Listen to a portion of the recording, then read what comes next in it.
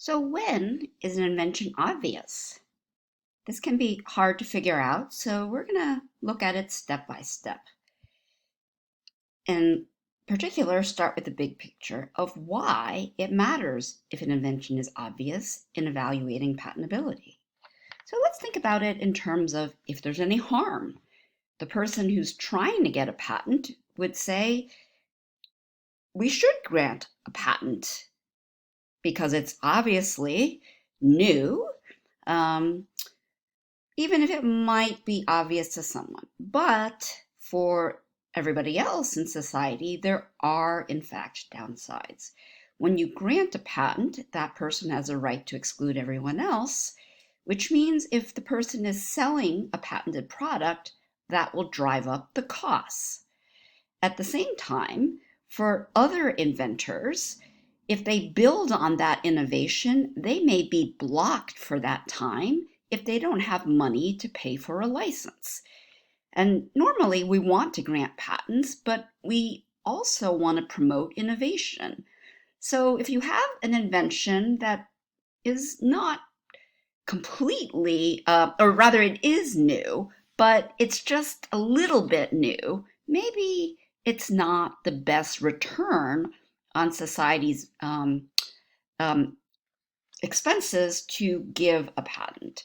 Or rather, if you think about another way, every patent is basically some kind of tax on society, in that society is going to pay more for products and inventors will have less ability to build on that during the term of the patent.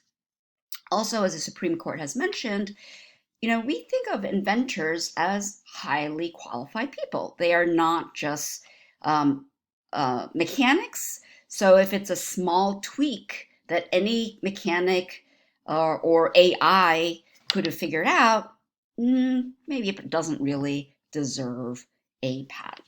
Okay, so when are we supposed to be thinking about 103?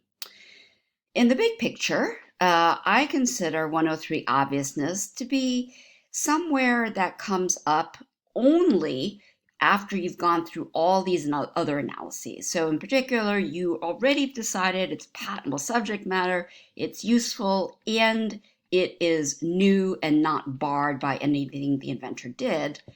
Only at this point do you then evaluate whether the invention is obvious. In other words, if you've previously found out there was a problem with any of these prior steps, you don't have to evaluate 103 obviousness. Now, the other thing I want to point out is how 103 is different than evaluating 102A versus B. So when you're looking at 102, you only look at one single piece of prior art. In contrast, non-obviousness permits you to consider more than one prior art reference. You can actually combine elements from different references to consider whether or not the invention is obvious. That said, there are still some similarities to 102. You might be wondering, well, what are the similarities if it's a whole different test? Well, what's similar is what you consider prior art. Obviously, Van Gogh is not going to be prior art to inventions, but it's a reminder that the same prior art applies for non-obviousness in terms of it's before the inventor. And also, if you're talking about pre-AIA inventions, you are talking about the same limitations. So something that you couldn't consider under 102 because it was publicly used outside the US, you still cannot consider as prior art under 103. Now let's look at 103 in particular. It talks about how the claimed invention could be barred, even though it's not barred by 102. So the first thing you want to think about is, what is the claimed invention? The claimed invention is what is stated in a single claim. So if a patent has 20 claims, that is 20 different times the patent examiner needs to evaluate that claim to see if it satisfies 103. What about claim construction? It is most definitely relevant for 103 as well as any other question of patent validity. After all, how can you figure out if the claimed invention is obvious until you know what it is, which is what claim construction, i.e. interpretation of the claim, does for you. Okay, now whose perspective are we talking about, and at what time when we talk about whether the invention is obvious?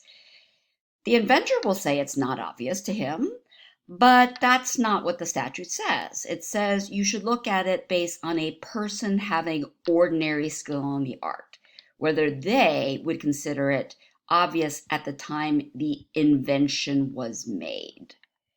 But there's more. Now we are looking at the prior art. And although it's the same categories of prior art that count for 102 and 103 in terms of printed publications and public uses, it's actually a subset that counts for 103. In particular, it has to be analogous art, which is either something in the same field of invention, that's supposed to be an image of a field, or it's a different field, but it's relevant to the problem the inventor is trying to solve.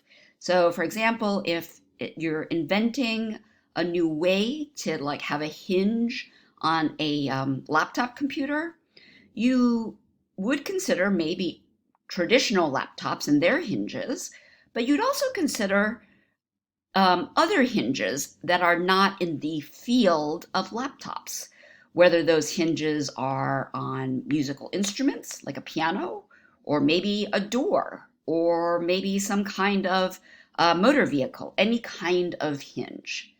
Now, one other note about 103 is that if you have a printed publication, like one of these here, there's one more issue you need to consider.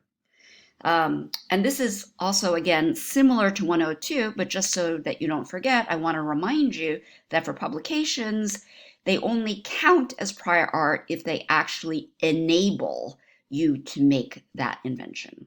So hopefully that helps give you an overview of 103.